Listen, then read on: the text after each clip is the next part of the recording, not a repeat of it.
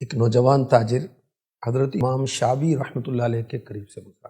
پوچھا کہاں کا ارادہ ہے؟ نوجوان نے کہا حضور بازار جا رہا ہوں. فرمایا علماء کرام کے پاس نہیں جاتے؟ کہنے لگا جاتا تو ہوں حضرت مگر کم جاتا ہوں. امام شابی رحمۃ اللہ تعالی علیہ نے ترغیب دی کہ آپ بیٹا علم حاصل کریں، علماء کے پاس جایا کریں، میں تم میں علم کی نشانیاں دیکھ رہا ہوں.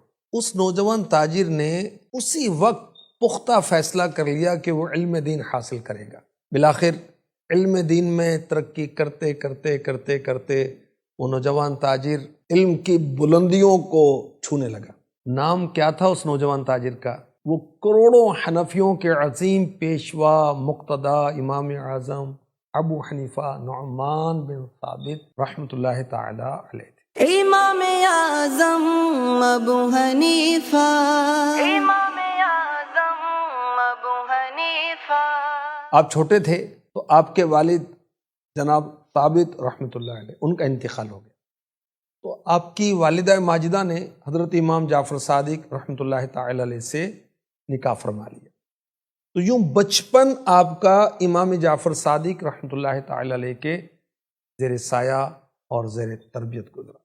امام شابی رحمۃ اللہ تعالی علیہ کی ترغیب پر امام اعظم نے علم دین حاصل کرنا شروع کیا. سب سے پہلے قرآن پاک حفظ کیا، پھر حدیث پاک، ادب، شعر، نحو وغیرہ کا علم حاصل کیا.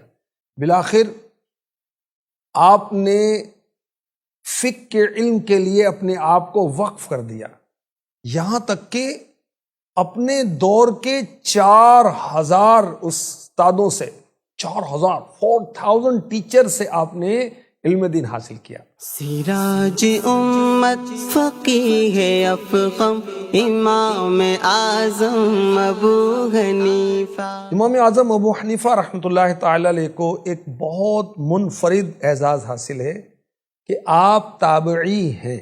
فرماتے ہیں کہ میں نے اللہ کے رسول صلی اللہ علیہ وسلم کے خادم خاص حضرت انس رضی اللہ عنہ کی زیارت کا شرف حاصل کیا. آپ کو یہ بھی اعزاز حاصل ہے کہ سب سے پہلے علم فقہ کو آپ نے کتابوں میں لکھا. اس سے پہلے لوگ اپنی یاد پر بھروسہ کرتے تھے. ایک بار عشاء کی نماز میں امام صاحب نے قیامت کی خوفناکیوں کے بیان پر مشتمل سورہ زلزال کی تلاوت کی. اللہ اکبر. امام اعظم جماعت میں شامل تھے. نماز کے بعد امام اعظم فکر مند ہو کر بیٹھ گئے، لمبی لمبی آہیں بھرنے لگے یہاں تک کہ فجر ہو گئی.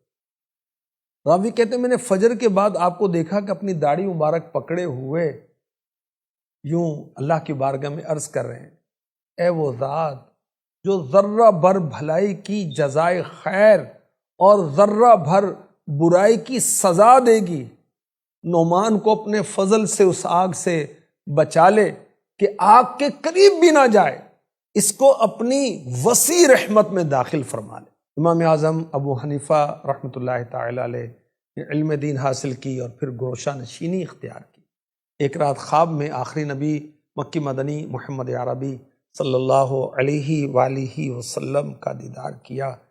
میرے آقا علیہ الصلوۃ والسلام نے دیدار سے نوازا. فرمایا اے ابو حنیفہ، اللہ پاک نے آپ کو میری سنت زندہ کرنے کے لیے پیدا کیا، آپ گوشہ نشینی کا ارادہ ترک کر دیں. اب امام اعظم تدریس کی طرف، پڑھانے کی طرف متوجہ ہوئے. کیسے استاد تھے؟ رحم دل. کیسے استاد تھے؟